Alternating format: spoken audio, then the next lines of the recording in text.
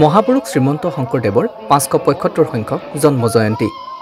তিনিচুকীয়া জিলাৰ ডুমডুমাত 25 ছেপ্টেম্বৰৰ পৰা 26 ছেপ্টেম্বৰলৈকে অনুষ্ঠিত হৈছে বিভিন্ন অনুষ্ঠানৰ